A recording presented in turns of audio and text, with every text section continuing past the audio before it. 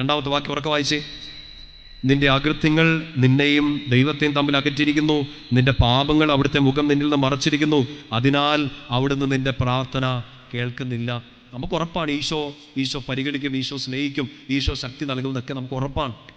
ആ രക്ഷയ്ക്ക് തടസ്സമില്ല, നമുക്ക് നന്നായിട്ടറിയാം. പക്ഷേ എന്നിട്ടും എന്തുകൊണ്ട് ഉത്തരം കിട്ടുന്നില്ല എന്ന് ചോദിച്ചാൽ, വചനം ഒരു കലർപ്പും ഇല്ലാതെ, ഒരു എക്സ്പ്ലനേഷൻ ഇല്ലാതെ, ഒട്ടും ഡൈല്യൂട്ട് ചെയ്യാതെ വളരെ വളരെ കൃത്യമായിട്ട് പറഞ്ഞു തരികയാണ്, നിന്റെ പാപം നിന്നെയും കർത്താവിനെയും തമ്മിൽ അകറ്റിരിക്കും.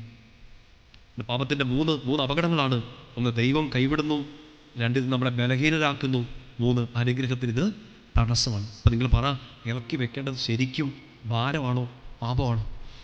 പാപമാണ്. കാരണം പാപം ഇറക്കി വെച്ചാൽ, പാപം ഒഴിവാക്കിയാൽ ഈ ഭാരപ്പെടുത്തിയ കാര്യങ്ങളൊക്കെ ഓട്ടോമാറ്റിക്കായിട്ട് മാറിക്കിട്ടും. പറഞ്ഞേ ഹല്ലേലൂയ.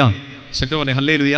പ്രിയപ്പെട്ട സ്വരങ്ങളെ, ഈ വചനം കേട്ട് നമ്മളിന്ന് ഈ ശുശ്രൂഷ ഈ സമയം അവസാനിപ്പിക്കുമ്പോൾ നമ്മളിന്ന് കേട്ട കാര്യങ്ങളെല്ലാം 30, 60 അല്ല 100 പേര് ഫലം ചുമന്നെങ്കിൽ ഏറ്റവും പ്രധാനപ്പെട്ട കാര്യം ഈശോയുടെ അടുത്തേക്ക് തിരിച്ചു ചെല്ലുക എന്നുള്ളതാണ്. നമ്മൾ ബാറൂക്കിൻ്റെ പുസ്തകത്തിലൊക്കെ വായിക്കുന്നുണ്ട്, നിങ്ങൾ എങ്ങനെ പോയോ അതിനേക്കാൾ തീക്ഷ്ണതയോടെ തിരിച്ചു വരണം. എങ്ങനെ അകന്നു പോയോ അതിനേക്കാൾ വലിയ തീക്ഷ്ണതയോടെ തിരിച്ചു വരണം. ബാറൂക്കിൻ്റെ പുസ്തകം 4-ാമത്തെ അധ്യായത്തിലാണ്. അങ്ങനെ തിരിച്ചു വന്നാൽ രക്ഷയും നിത്യമായ ആനന്ദവും ഞാൻ നിങ്ങൾക്ക് തരുമെന്ന് വചനം വാഗ്ദാനം ചെയ്യുക.